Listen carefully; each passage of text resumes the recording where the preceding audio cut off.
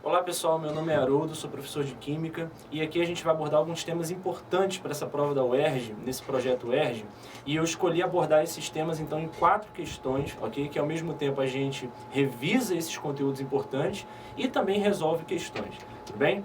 Então vamos lá, a primeira questão que a gente vai trabalhar fala sobre o número de oxidação e ela diz o seguinte, ó: o ciclo do nitrogênio começa com o gás nitrogênio sendo fixado pelos micro-organismos, quer dizer, as bactérias do solo, né? Sendo transformados em amônia, que é o NH3. A amônia pode se converter em nitrito, que é o NO2-, é um ânion, pela ação das bactérias também, que depois pode ser levado a nitrato, que é o NO3-, um outro ânion, tá? Nas etapas de nitrificação. Por último, o nitrato pode ser transformado a nitrogênio gasoso, recomeçando o ciclo. Pode-se dizer que ocorre redução, né, nas etapas de... Então vamos lá. Aqui eu coloquei o mesmo ciclo, né, que foi abordado lá no enunciado, onde você começa com o gás nitrogênio, depois ele é fixado pelas bactérias para se transformar em amônia, que depois vai sofrer uma série de processos se transformando no íon nitrito e no íon nitrato, nessas etapas de nitrificação, ok? E por último, esse nitrato é transformado de volta a gás nitrogênio, recomeçando o ciclo. Como ele fala de oxidação e redução, eu preciso, antes de mais nada, calcular o número de oxidação do nitrogênio nessas 4 espécies, N2, NH3, NO2- e NO3-. Tudo bem? Então vamos relembrar um pouquinho algumas coisas de química importantes. Olha, a primeira, o N2 é uma substância simples. O que é uma substância simples mesmo? Uma substância simples é aquela que só tem um elemento. Então o N2, assim como o O2, assim como o Fe, todos eles são substâncias simples, porque só tem aqui um elemento, que é o elemento nitrogênio, aqui só tem um elemento, que é o elemento oxigênio, e aqui só tem um elemento, que é o elemento ferro. Muito cuidado com isso, porque apesar de ter 2 letras, ok? Não são 2 elementos. Quando uma letra é maiúscula e a outra é minúscula, eu estou falando de um elemento só, tá bom? E para qualquer substância simples, como o N2, o número de oxidação vale 0. Então aqui, ó, você já pode dizer que o número de oxidação vale 0. Só relembrando a origem disso, é sempre importante falar, o N2 é N ligado a N, né? E como os 2 átomos são iguais, eles têm a mesma eletronegatividade. O que significa? Que os dois puxam os elétrons da ligação com a mesma força. E por conta disso, o número de oxidação é 0, tá bom? Agora, na amônia, né, no NH3, eu já tenho uma substância composta. Então vamos lembrar outra coisa importante. O hidrogênio, salvo algumas exceções, como nos hidretos metálicos, o hidrogênio ele tem um número de oxidação igual a mais 1 nos compostos, tudo bem? Então ele é mais 1, e o nitrogênio eu não sei quanto que é, mas tem uma regra importante. Como isso é uma substância composta, a soma das cargas, a soma dos números de oxidação, ok, dos elementos, tem que ser 0, porque a substância é neutra, né? Então ela não pode ter uma carga líquida. A soma das cargas tem que ser 0. Então, se o número de oxidação do hidrogênio vale mais 1, o número de oxidação do nitrogênio tem que ser um valor tal que permita que as cargas zerem. Tudo bem? Então vamos fazer aqui, ó. Eu tenho um átomo de nitrogênio só. 1 vezes x, nitrogênio contribui para uma carga igual a x. E eu tenho 3 átomos de hidrogênio, cada um com NOx mais 1, tá? Então fica 3 vezes mais 1, que dá mais 3. Então o hidrogênio contribui no total com mais 3 de carga. E a soma da contribuição do nitrogênio com a contribuição do hidrogênio obrigatoriamente tem que ser igual a 0. Tudo bem? Quando é uma substância composta, tá? Então, para resolver essa equação do primeiro grau, eu passo o 3 para o outro lado, você vai ter x igual a menos 3. Esse é o número de oxidação do nitrogênio na amônia. Vou colocar aqui, ó, menos 3. Tudo bem? Vamos agora para o ânion nitrito. Aqui, no nitrito e no nitrato, tem uma pegadinha, tá? Não acontece a mesma coisa que aconteceu na amônia. No nitrito, eu tenho um menos aqui em cima. Aqui no NH3 não tinha nada. Tudo bem? O que isso significa? Que a soma das cargas, a soma dos números de oxidação não dá 0. Beleza? Eu tenho uma carga líquida aqui. Então a soma do número de oxidação do nitrogênio com o número de oxidação do oxigênio tem que dar menos 1, que é essa carga aqui. Muito bem, o oxigênio, salvo nos peróxidos e em algumas outras substâncias mais raras, ele tem um número de oxidação menos 2 nos compostos. Tudo bem? O oxigênio é menos 2 nos compostos na maioria das vezes. E o nitrogênio eu não sei. Eu vou chamar de X. Então eu sei que a soma das cargas do N e do O tem que dar esse menos 1 aqui que já tinha antes. Tá? Então vamos lá. 1 do nitrogênio vezes X vai dar X. Então o nitrogênio contribui com X. 2 do oxigênio vezes menos 2 dá menos 4. Então o oxigênio contribui com menos 4. E isso tudo, cuidado, não vai ser zero. Ok? Na verdade vai ser igual à carga líquida do íon, que é essa carga menos 1 aqui. E aí, minha gente, é fácil. Uma equação do primeiro grau passa para o outro lado aqui, né? X igual a menos 1 mais 4, com sinal contrário, e vai dar mais 3. E eu vou fazer a mesma coisa no nitrato. A soma das cargas tem que dar menos 1 de novo.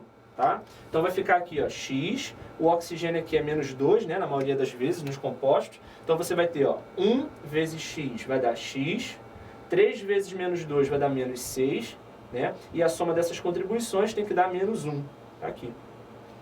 Mais uma equação do primeiro grau, passo o 6 para o outro lado, X igual a menos 1 mais 6, que é mais 5. Então vamos resumir os nossos resultados aqui? Ó, o número de oxidação do nitrogênio deu 0 no N2, deu menos 3 na amônia, deu mais 3 no nitrato e deu mais 5, mais 3 no nitrito e deu mais 5 no nitrato. Então, essas são os valores dos NOx que a gente calculou. O que ele está querendo na questão é em qual dessas etapas ou em quais dessas etapas ocorre redução. O que é redução em química? Só relembrando, né? Oxidação, vamos colocar aqui. Oxidação é quando o NOx aumenta, né? Ele perde elétrons e o NOx aumenta. A redução, que é o que efetivamente é pedido, o NOx diminui. Quer dizer, ele ganha elétrons e o NOx diminui. Então vamos parar para ver aqui, ó. De 0 para menos 3, o NOx diminuiu, não é isso? Então a fixação é uma etapa na qual ocorre a redução. De menos 3 para mais 3, o valor do NOx aumentou. O que isso significa? Que na nitrificação ocorre uma oxidação, tá? Então não é isso que a gente quer. De mais 3 para mais 5, mais uma vez aqui aumentou. Então a nitrificação também não é o que a gente quer. Oxidação não é o que a gente quer. E aqui na desnitrificação ele vai de mais 5 para 0. Quer dizer, o valor diminuiu, tudo bem? Então eu estou falando de uma redução. Então, isso aqui a gente quer. Então, as duas etapas nas quais ocorre redução são fixação, né, de 0 para menos 3, diminuiu, e desnitrificação, que é de mais 5 para 0, também diminuiu. Então, a resposta é letra E. Alternativa E. Okay? Então fica essas dicas aí sobre número de oxidação, sobre redução, aplicado a esse ciclo biológico importante que é o ciclo do nitrogênio, e é biológico porque tem micro-organismos participando. Tudo bem? Nessa questão 2 aqui já fala sobre um outro assunto, eu vou ler o enunciado com vocês, é sobre funções orgânicas. Tudo bem? Então tem essas moléculas aqui, a gente vai fazer um resumo, mas vamos ver o que diz o enunciado. Tá, então vamos lá. Essa questão 2, pessoal, ela vai falar sobre funções orgânicas. Tá? Então ele dá aí duas moléculas, mas vamos ver o que diz o enunciado. Fala o seguinte, ó. As substâncias orgânicas têm grande importância no meio biológico, pois são capazes de interagir com biomoléculas, como proteínas, ácidos nucleicos e similares por meio de seus grupos funcionais. A figura a seguir mostra as fórmulas estruturais da morfina, que é usado para interromper, né, a dor, e do ácido ascórbico, que é um antioxidante. Então ele deu aí essas duas substâncias. E ele pede o seguinte: as funções orgânicas presentes simultaneamente nesses compostos. Então vamos lá.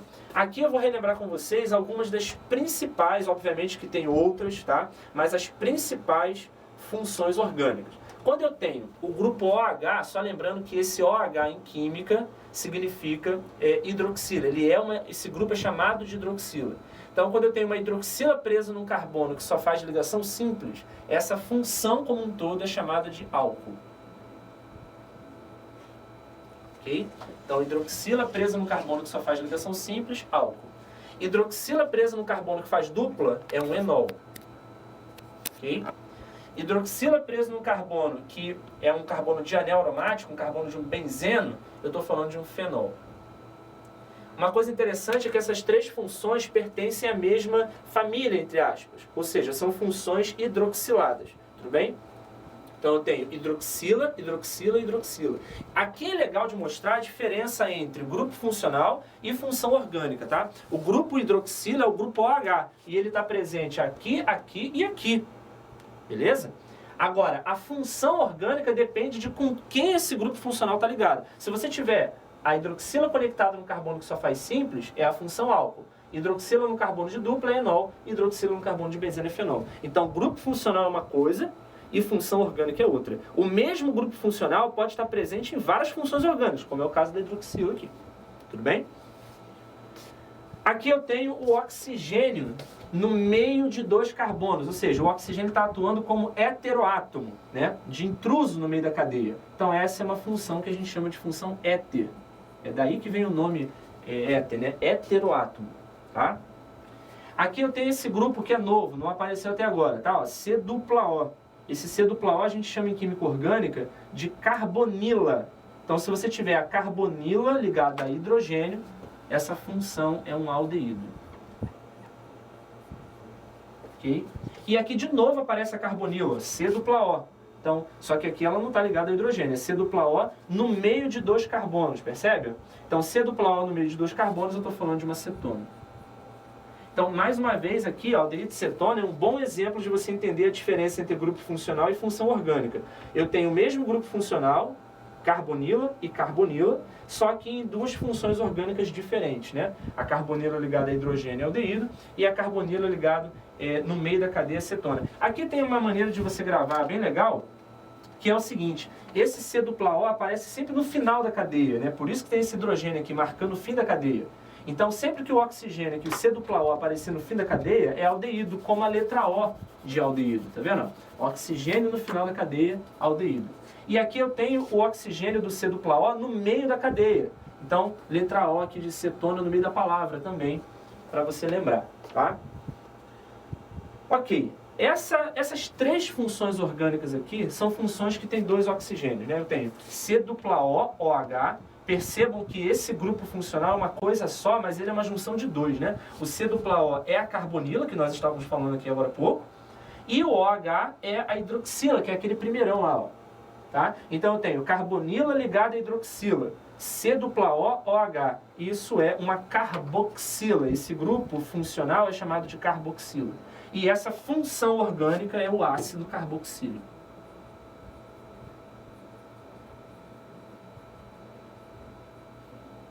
Ok? É a primeira função das que a gente está vendo que aparecem dois oxigênios.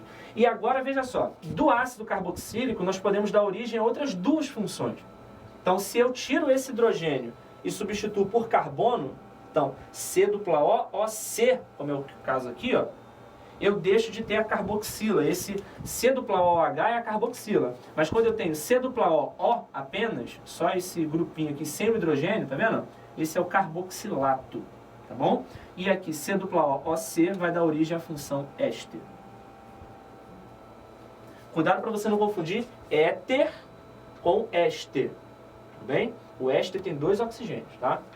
E se eu tiro esse hidrogênio aqui do ácido, tá vendo? E coloco um metal, pode ser, na maioria das vezes, gente, vamos e convenhamos, pode ser sódio, pode ser potássio, qualquer metal, assim, de natureza mais, por exemplo, da família 1A, né, metais mais simples. Então, vai dar um sal orgânico. É difícil você ver em vestibular, é quase impossível você ver em vestibular metais mais complicados, como ferro ou ouro, prata, essas coisas. Tá? Na maioria das vezes são metais da família 1A ou 2A. Então, recapitulando, C-dupla-O-OH, que é a carboxila, dá origem ao ácido carboxílico. Quando eu tiro o H e boto C, né, eu já tenho o carboxilato de um éster. A função é éster. E aqui eu tenho um outro carboxilato também, né, C-dupla-O, só que esse carboxilato, como está ligado ao metal, é um sal orgânico. E para terminar a nossa revisão de funções orgânicas, entram aqui as funções nitrogenadas, ou seja, funções que têm nitrogênio, tá? Eu vou colocar aqui mais para cima, porque pode não estar aparecendo bem. C ligado a N vai ser uma amina. Então, se tiver C ligado a N, simples assim, vai ser amina. Agora, pode dar uma complicada, né? Quando tem o N de novo, só que esse C é um C dupla O, quer dizer, uma carbonila, né? Aí eu passo a ter uma amida. Então, a diferença entre a amina e a amida é que a amida tem esse C dupla O aqui. Tudo bem? Eu acho que com isso tudo em mente, a gente já tem como dizer quais são as funções orgânicas que estão aqui na molécula da morfina e do ácido ascórbico. Vamos pensar aqui comigo então, ó. Olha aqui, pessoal, eu tenho OH. OH é uma hidroxila e está presa nesse carbono, que é um carbono que só faz ligações simples, tudo bem? Então, se eu tenho hidroxila presa no carbono que só faz ligação simples, isso me leva a essa função. Hidroxila ligada no carbono que só faz ligação simples, que é um álcool, tudo bem? Então, se isso é um álcool, já vou colocar aqui, ó. Álcool. Cuidado para você não confundir achando que isso aqui também é um álcool, não é não, tá? Porque eu tenho um OH, quer dizer, é uma hidroxila também igual a do álcool, só que essa hidroxila está ligada num carbono de benzeno. E aí isso mata a jogada toda, porque já não é mais um álcool, passa a ser aqui, ó, hidroxila ligada a benzeno é um fenol. Acompanharam? Então aqui é fenol. Muito bem. Outra coisa que legal, ó, que aparece o oxigênio, tá vendo aqui, ó? Isso aqui é um oxigênio ligado de intruso entre dois carbonos. Onde foi que você viu isso hoje? Ó, oxigênio de intruso entre dois carbonos. Tudo bem? Isso é um éter. E por último, aparece esse nitrogênio aqui. Não se assusta com essa ligação em vermelho, não. Eu vou dizer o que significa. Tudo que está em preto está no plano do quadro. Tudo bem? Está no chão. E essa ligação em vermelho, olha que loucura, né? Essa ligação em vermelho aparece por cima, assim, ó. A pessoa não tem que ser normal para estudar química, não, gente. Tem que ser um pouquinho maluco, entendeu? Se a ligação em vermelho está fora do plano, tá? Tá aqui em 3D, ó, por cima. Visualizou isso? Não? Visualizou não, né? Tudo bem. Mas não há necessidade de visualizar esse lance em 3D para descobrir qual é a função orgânica, não, tá? Aqui eu tenho N. Então, se tem N, só pode ser uma dessas duas, né? É claro que tem outras funções nitrogenadas, mas as mais comuns são essas duas. Então aqui eu tenho N ligado a C, N ligado a C, N ligado a C. E eu não tenho nenhum dupla O ali na jogada. Então se é só N ligado a C, eu tenho uma amina. Aí você fala, mas isso aqui são 3 aminas ou é uma amina só? Porque é N ligado a C, N ligado a C, N ligado a C. É uma amina só, mas a gente chama de uma amina terciária. Tudo bem? A morfina contém uma amina terciária. Essas são as funções presentes na morfina. Agora vamos partir para o ácido ascórbico, ok? Então dá uma olhada nessa molécula do ácido ascórbico aqui. Já a primeira coisa que eu vou falar com vocês que pode assustar um aluno de ensino médio é que essa ligação tracejada aqui e aqui, ela também significa que está fora do plano, tudo bem? Ela quer dizer que está para trás do quadro, sacou? Ela está entrando no quadro. Mas ela não vai fazer diferença aqui na análise, não. Ela é uma ligação simples como qualquer outra, só para dar ideia de onde é que ela está orientada. Então vamos lá, ó. Hidroxila, de novo, olha aqui o OH, ó. Hidroxila, presa num carbono que só faz ligação simples. Isso aqui é um álcool. Olha lá, hidroxila presa num carbono que só faz ligação simples é um álcool. Tudo bem? E aqui de novo, ó. Hidroxila ligado num carbono que só faz ligação simples, mais um álcool. Cuidado para não confundir. Hidroxila presa num carbono, só que esse carbono não é um carbono que só faz ligação simples, né, gente? Esse carbono aqui é um carbono que faz uma dupla, beleza? Então ele é um enol. Percebe isso? Ó? Hidroxila ligada no carbono que só faz dupla é enol. E mais uma vez, hidroxila ligada no carbono que só faz dupla, eu tenho mais um enol. Duas funções enol aqui. Aqui o pessoal confunde bastante, porque vê esse C dupla O no meio dessa bagunça e pensa que aqui, ó, C dupla O no meio dos dois carbonos é uma cetona, mas não é, ok? Porque aqui eu tenho, percebam, C dupla O, vou marcar em vermelho, tá? Ó, C dupla O ligada ao oxigênio, são dois oxigênios, C dupla O, O, C. C dupla O, O, C aparece aqui, ó, C dupla O, O, C, né? Então isso é um éster. Isso aqui é uma pegadinha. É obra do inimigo na sua vida, irmão. Ok? Agora eu pergunto a vocês, quais são as funções orgânicas presentes nas duas, simultaneamente?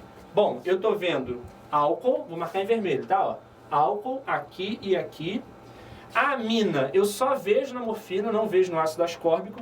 O éster eu só vejo no ácido ascórbico, não vejo na morfina. O enol eu só vejo no ácido ascórbico, aqui e aqui, o álcool a gente já falou. E eu acho que só, o fenol só aparece na morfina também, o éter só aparece na morfina também. Então, realmente, a única função que é simultânea nas duas é a função álcool. E isso a gente pode dizer, então, que o gabarito é letra C. Tudo bem? E aí a gente vai para as duas próximas questões, tá bom? Então, pessoal, olha só, a gente vai falar agora nessa questão 3 sobre soluções. E ela diz o seguinte, ó. Uma amostra de 5 litros de benzeno líquido, que eu desenhei, eu vou mostrar para vocês mais tarde ali o desenho desse contexto, isso é importante, tá?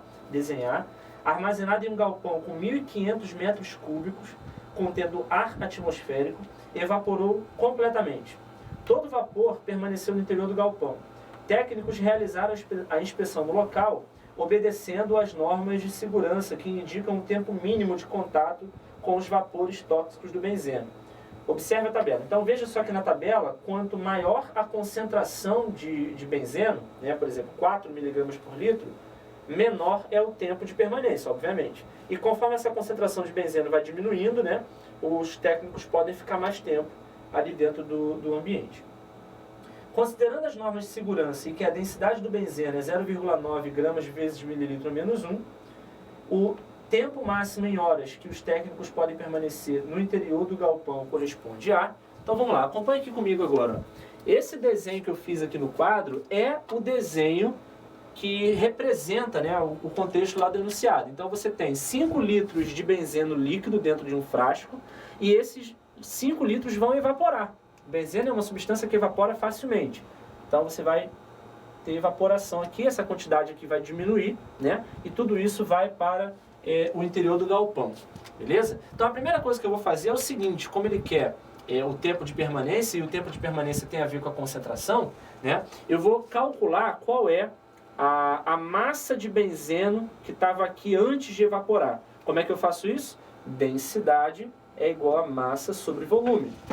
A densidade do benzeno vale 0,9 gramas por mililitro. Então eu quero saber qual é a massa contida aqui dentro desses 5 litros. Só cuidado que você não pode jogar 5 litros aqui no volume não, tá? Porque está em mililitros aqui. Então, quantos mililitros corresponde a 5 litros? 5.000.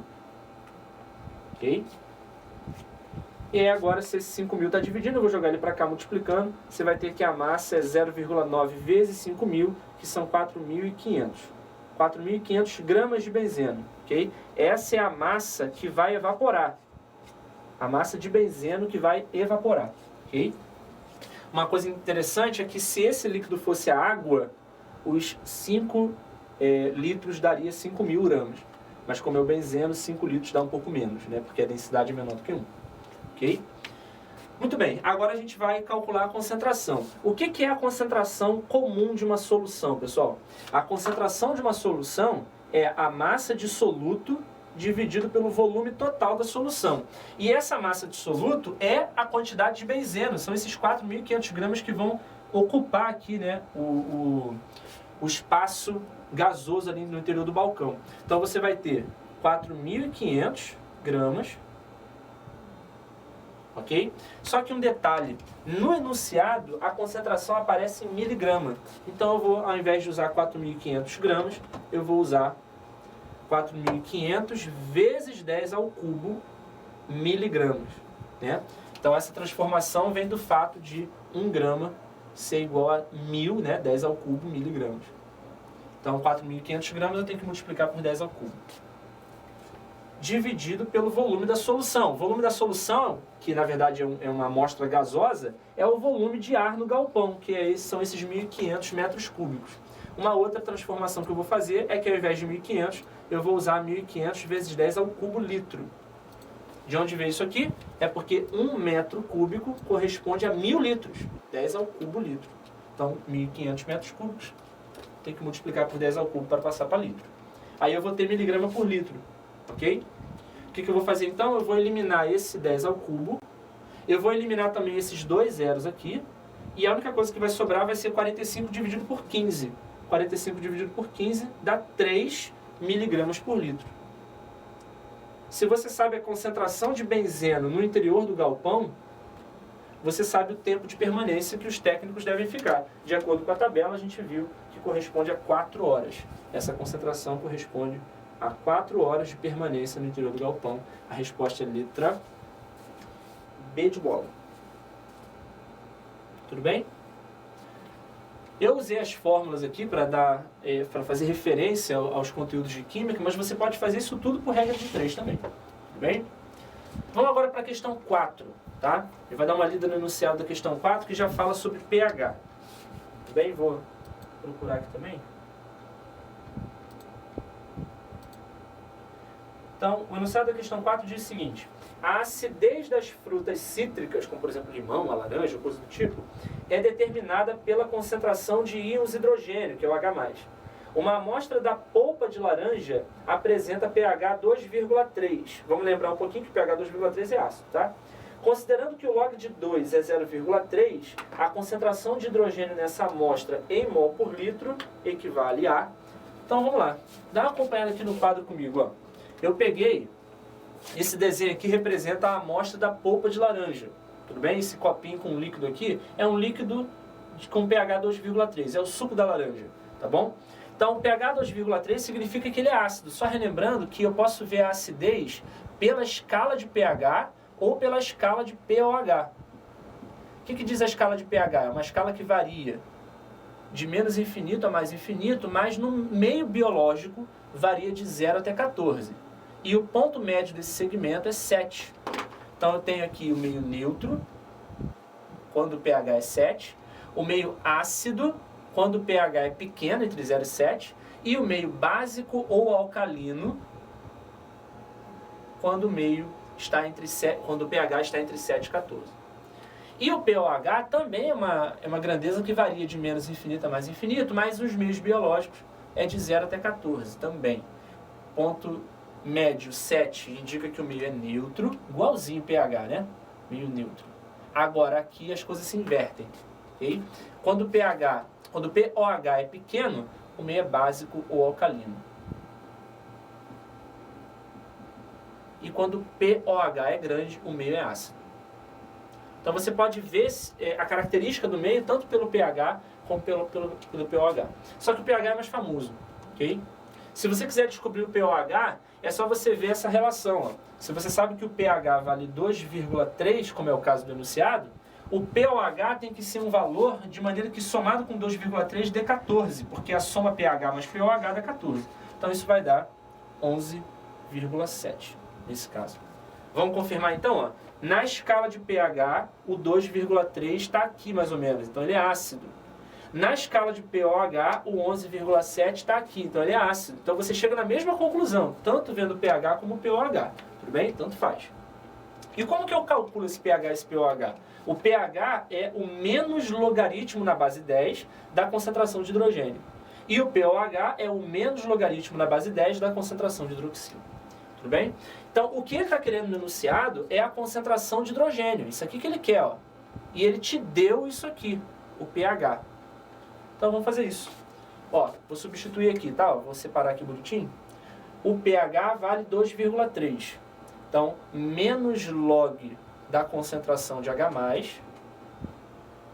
é igual a pH, que é 2,3. Ok? Então, eu tenho uma equação logarítmica, ou seja, uma equação na qual a incógnita está dentro de um logaritmo. Tudo bem? Bom, a primeira coisa que eu vou fazer aqui, pessoal, é o seguinte, ó. Vou multiplicar tudo por menos 1. Vai ficar log da concentração de H+, igual a menos 2,3. Certo? E aí aqui eu vou aproveitar o dado do enunciado. Porque ele falou que o log de 2 é 0,3, não foi isso? Então eu vou fazer aparecer um 0,3 aqui. Vai ficar o seguinte, ó. Log da concentração de H+, é igual a menos 2 menos 0,3. Vê se vocês compreendem o que eu fiz aqui, ó. Isso aqui eu posso reescrever como menos 2 menos 2,3. Qual é a vantagem de fazer isso? É que aparece o log de 2. Olha aqui. Então vai ficar log de H+, igual a menos 2 menos o 0,3, que é o log de 2. Tudo bem? Esse menos log de 2 eu vou passar para cá.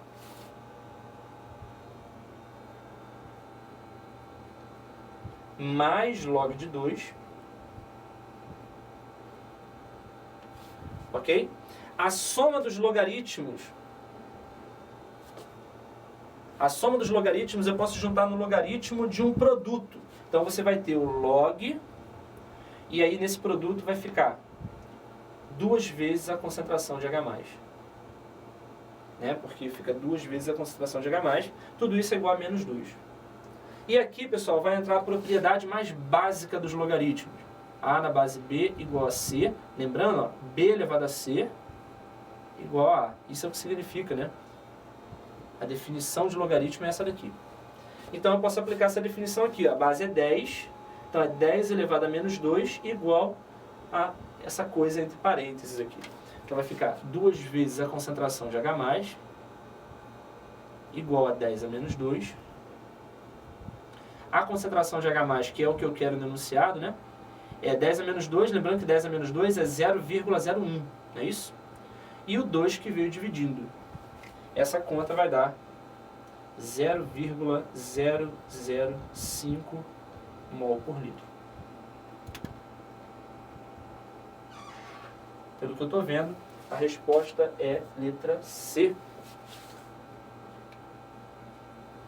Então, fica aí essas 4 questões, só relembrando de tudo que a gente viu agora. A primeira questão foi sobre o número de oxidação e redução. A segunda questão falava sobre funções orgânicas, a gente fez aquela revisão grande de funções orgânicas. A terceira questão fala sobre soluções, basicamente concentração de soluções, densidade e tudo mais. E a última questão fala sobre pH, um pouquinho também de concentração aqui, mas muito pouco, tá? E aí eu acho que ficam 4 questões que cobrem alguns dos principais assuntos da UERJ, e obviamente tem outros que a gente tem que dedicar atenção. Tá bom, pessoal? Espero que tenha ajudado. Um grande abraço para todo mundo. É isso aí. Foi. Você despediu para não prestar atenção no final? Despedi. Ai, beleza.